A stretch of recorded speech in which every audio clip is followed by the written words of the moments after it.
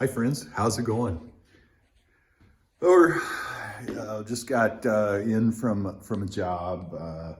Had about an hour left today, so I thought I'd piddle around in the shop, and I just wanted to talk wood and axe handles. I've been doing other woodworking projects and whatnot, and I wanted to get back to the handles. And somebody asked me a question actually on Instagram. And if you want to follow me on Instagram, it's Winston Freiberger, Freiberger. On just Winston Freiberger is just my name. But anyway, somebody asked me when I posted the white oak slabs that came to the shop yesterday. They were like, "Hey, how many handles do you think you'll get out of that?" And I thought, I think I'm actually gonna just walk through. I'm not saying this is right or wrong. I'm just saying this is my approach after being just buried in handle making for almost the last year. And my process to try, and if you want to go back to the run out video that I did on grain run out, especially if you're going to sell a handle. Now, if you're not going to sell a handle and you're just making handles, it's whatever you want. And a lot of it depends on the wood. Wood is a very funky medium as far as working with. Something that doesn't look like it's going to work at all works great. And you can also have a piece of wood that you think is awesome and you get 10 cracks at it and it breaks in half. And believe me, I've been on that end of it. So basically, I just wanted to bring you in on two hunks of wood that are basically on the opposite end of the spectrum. We have, I think you may have seen it before. You've seen this curly hickory here. This is 6/4, and then this is just a hunk of Osage orange that, let's see what it is. It looks over 3. No, it's a little less than 3 actually. Oh, my eye. 3 by 2.5. So we've got a lot of good thickness, but it's got some really crazy stuff going on the way it grew.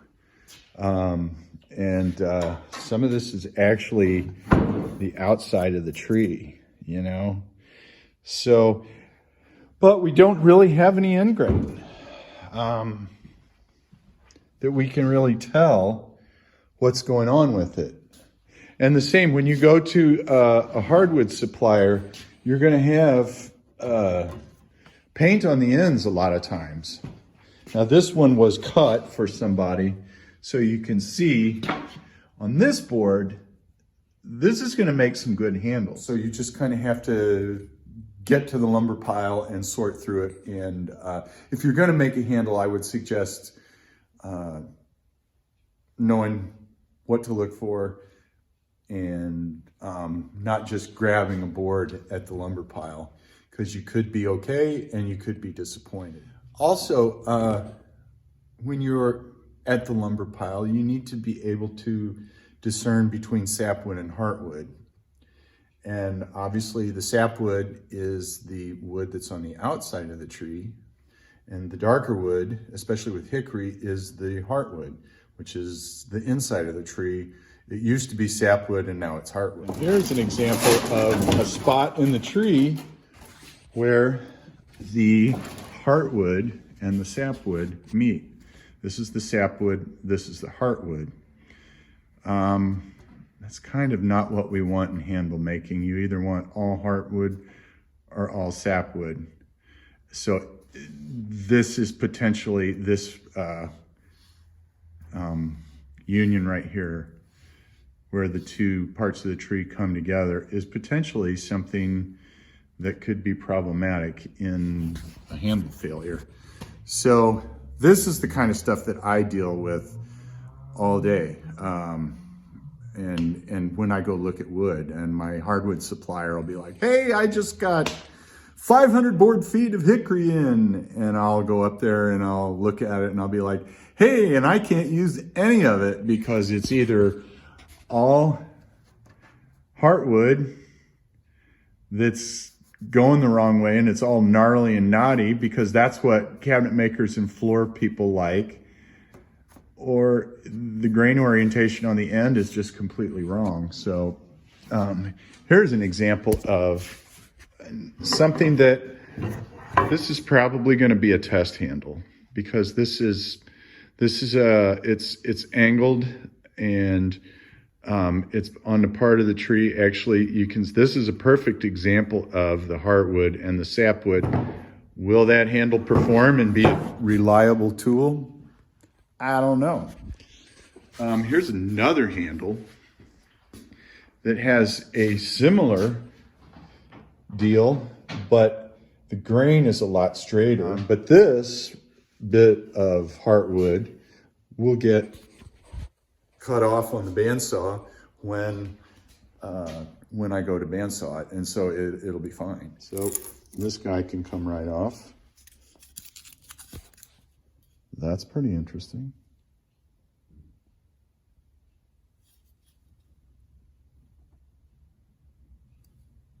Not as tight grained as the last stick, but it's pretty good. Not bad. So to make handles, we're going to need to be like this.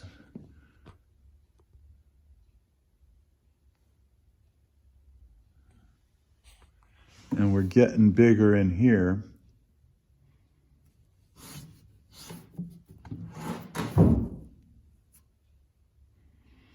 So we're going to look at this grain really carefully.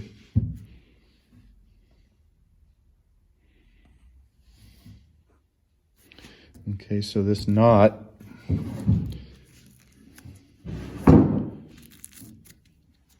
is interesting.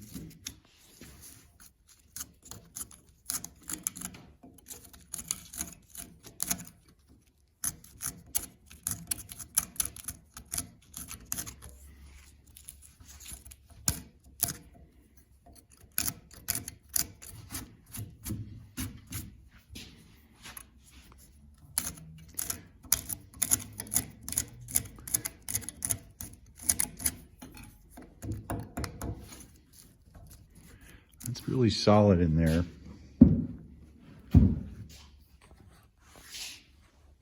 So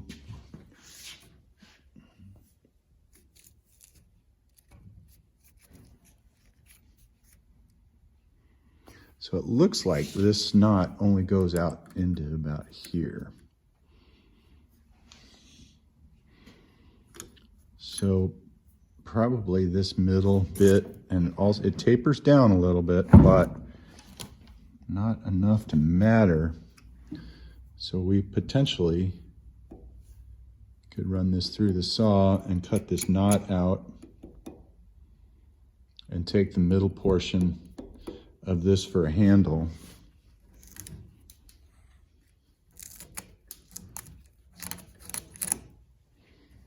And the other alternative is to plug that, because it really doesn't go very deep.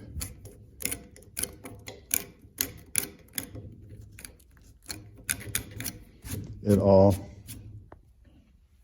And the wood around here is really dense. I don't know. But anyway, we have found out that we need to stand that thing up like that, and that we're going to be laying our patterns on this face of the board. Now we have a big check right here.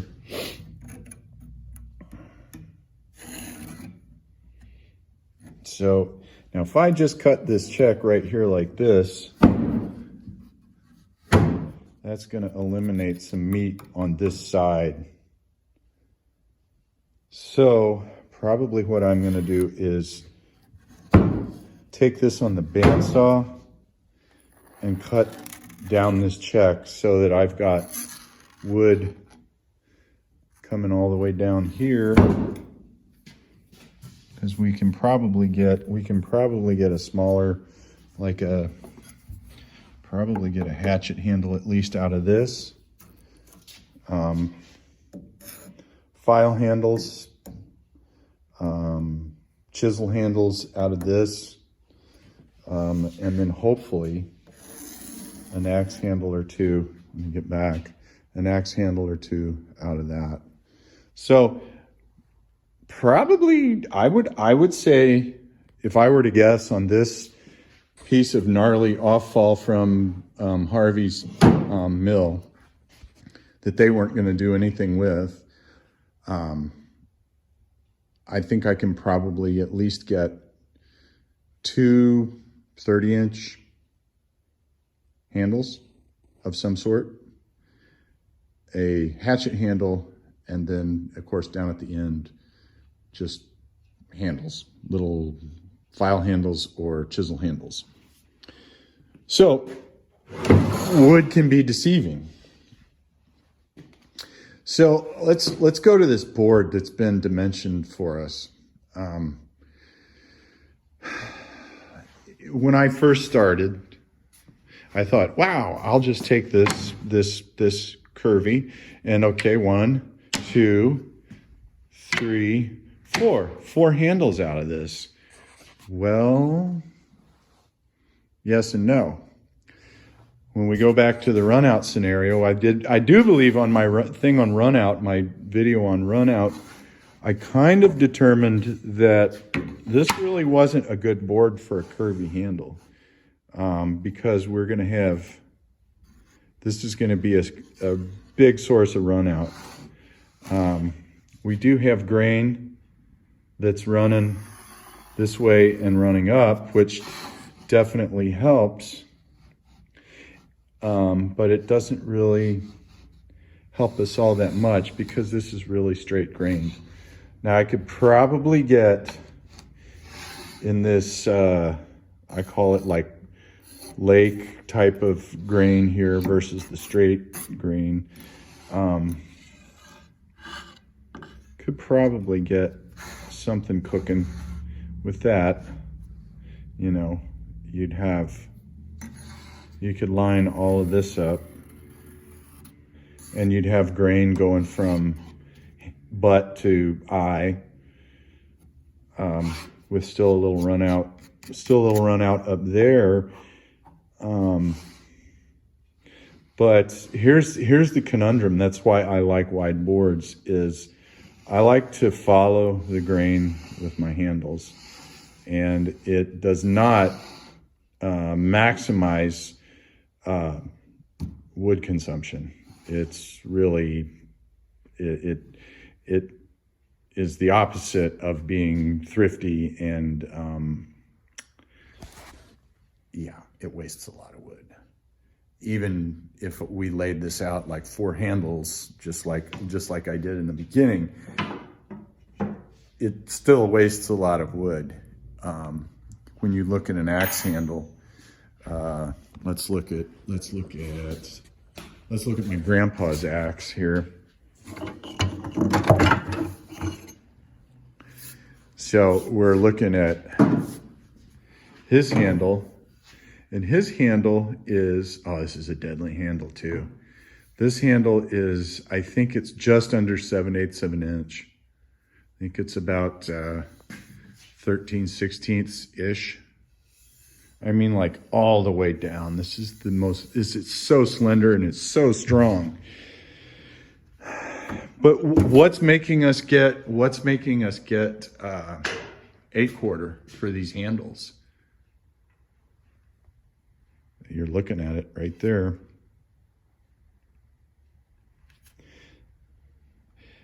Six-quarter is a little over 1.25 inches. And if you put this handle, let me see, I'll push this way. If you put the butt of that handle, you'll have it this way, but you won't have the palm swell that way. So palm swells push you into 8/4. And even then, with this particular handle, I mean, I'm not going to 12/4 because that wastes too much wood and it's more expensive. So you can see up there, that even this palm swell we're an eighth and an eighth. This handle is a quarter bigger than 8/4. Rough sawn, or not rough sawn, but S3S. That's a hunk of wood, you know, just for a palm swell. So it's not the most efficient process in the world. And I'm looking at other avenues for palm swells. So more on that later. So what I would do, rather than try and force a bunch of curvy handles onto this piece of wood, unless it was a display, which I really, I mean, I'll build a display axe, but I don't, you know, I want my handles to be used. We'd probably grab a straight handle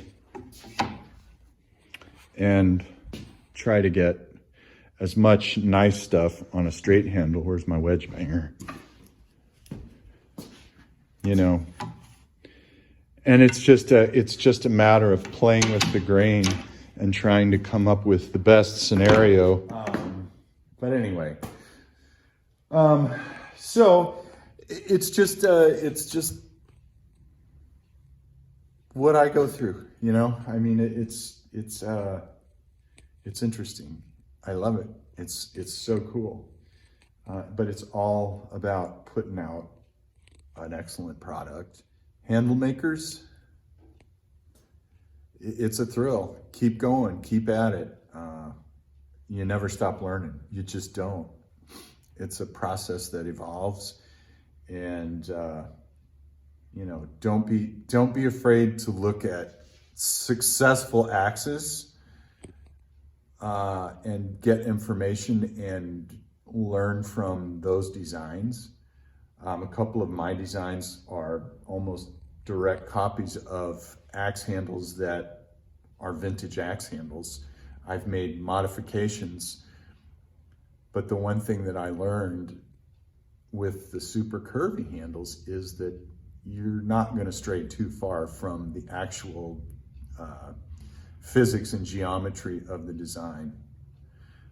It's just not, it's not going to happen. Like I said, unless it's a curvy branch. Now this one is probably too curvy, but this one is probably going to make a fairly nice handle. It just depends. These logs have curve to them. And incidentally, the ripping chain is coming. Yeah. See that guy there? See that curve?